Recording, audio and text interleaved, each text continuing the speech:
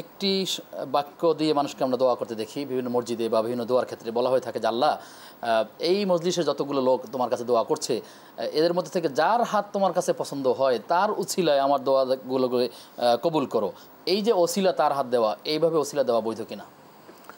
এরকম ওসিলা দিয়ে রাসূলুল্লাহ সাল্লাল্লাহু আলাইহি ওয়াসাল্লাম দোয়া আমাদেরকে শিখান নাই। আচ্ছা, রাসূলুল্লাহ সাল্লাল্লাহু আলাইহি ওয়াসাল্লাম দোয়া নিজে করেছেন অথবা তার অ্যাবসেন্সে সাহাবায়ে কেরাম দোয়া করেছেন।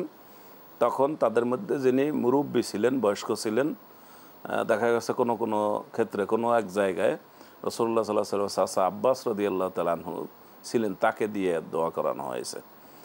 তখন তারা বলছেন যে আল্লাহ, আমাদের মধ্যে রাসূলুল্লাহ সাল্লাল্লাহু আলাইহি ওয়াসাল্লাম ছিলেন, তখন তিনি দোয়া করতেন, তিনি এখন আমাদের মধ্যে নাই, এখন তার চাচা আব্বাস রাদিয়াল্লাহু তাআলা আনহু আমাদের কাছে শ্রদ্ধাভাজন ব্যক্তি, আল্লাহ তার মাধ্যমে দোয়া করাচ্ছি।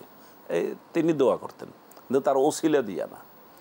রাসূলুল্লাহ সাল্লাল্লাহু আলাইহি ওয়াসাল্লাম দোয়ার ক্ষেত্রে বলেছেন ওসিলা দেওয়া, দোয়ার ক্ষেত্রে কার ওসিলা দেওয়া যাবে? সেক্ষেত্রে কারো কোনো ব্যক্তির ওসিলা দিয়ে দোয়া রাসূলুল্লাহ সাল্লাল্লাহু আলাইহি ওয়াসাল্লাম আমাদেরকে শিখান নাই।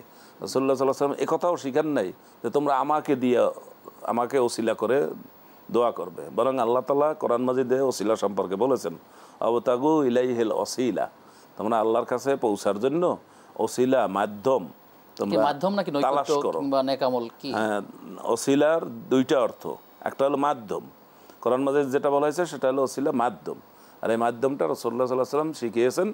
আপনি জানবেন সহিহ বুখারীতে হাদিস রয়েছে, তিনজন লোক চলতেছিল, সালাসাতু নাফারিন ইয়াতামাশাউনা ফাআখাযাহুমুল মাতার, এই তিনজন লোক চলতে চলতে তাদেরকে বৃষ্টি পেয়ে গেল, তখন তারা পাহাড়ের গুহায় ঢুকলো, আর পাহাড়ের গুহায় বৃষ্টির তোরে একটা বড় পাথর এসে গুহার দরজা মুখ আটকে গেল, তখন তারা এমনভাবে আটকে গেল তিনজন ওই বের হতে পারছিল না।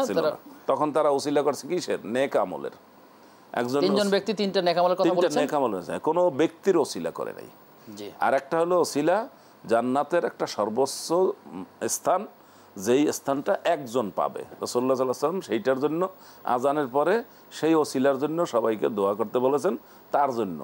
এবং রাসূলুল্লাহ সাল্লাল্লাহু আলাইহি ওয়াসাল্লামের জন্য যে দোয়া করবে সেটা তো আল্লাহর নাম নিয়ে দোয়া করা যাবে, আল্লাহর নামের ওসিলা দিয়ে দোয়া করা যাবে, আল্লাহ তুমি রহমান রহিম। তাহলে এভাবে আপনি জানলাম আপনার কথা থেকে যে আসলে এরকম কার হাত পছন্দ হবে এরকম বিষয়, ব্যক্তির ওসিলা নয়। জি।